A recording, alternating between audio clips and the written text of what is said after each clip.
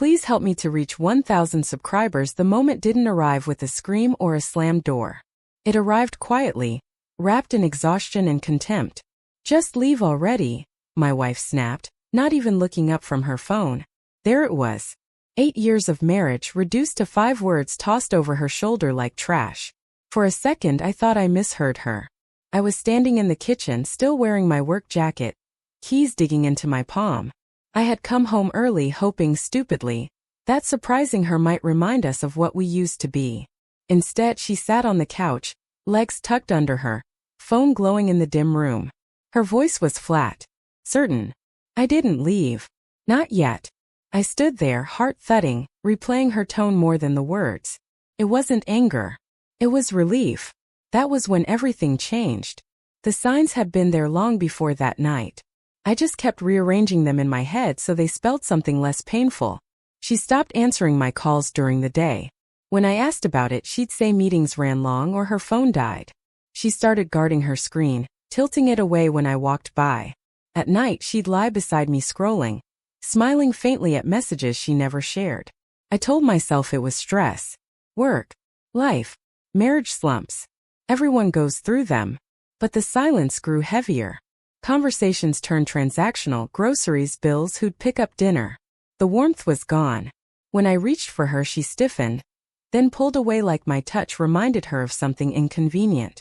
I started questioning myself instead. Am I boring now? Too needy? Did I miss some memo about who I was supposed to become? One evening, I noticed her phone buzzing nonstop while she showered. I tried not to look. I failed. The screen lit up with a name I didn't recognize. Evan. Another message followed. Then another. I didn't open them. I didn't need to. The preview was enough. Can't stop thinking about last night. My stomach dropped but my brain fought back. Could be work. Could be a joke. Don't jump to conclusions. When she came out, towel around her hair, she saw my face and froze. What's wrong? She asked too quickly. Who's Evan? I said. Her eyes flicked to the phone. Just for a second. Then she shrugged. A coworker. That was it. No explanation. No concern. Just a shrug. The next few days were torture. I replayed old memories, the way she used to laugh at my dumb jokes, the notes she'd leave in my lunch. Now those memories felt counterfeit, like props from a life that wasn't real anymore.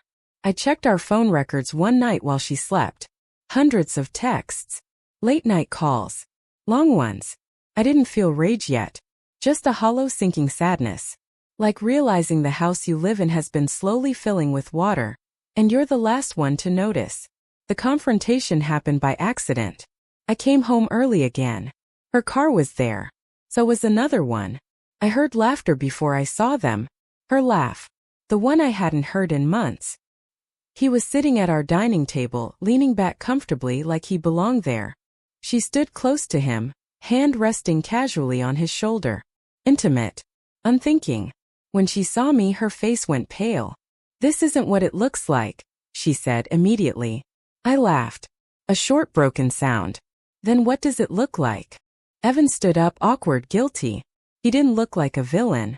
Just a man who made a selfish choice and hoped it wouldn't cost him much. She didn't deny it. That hurt the most. It just happened, she said later after he left.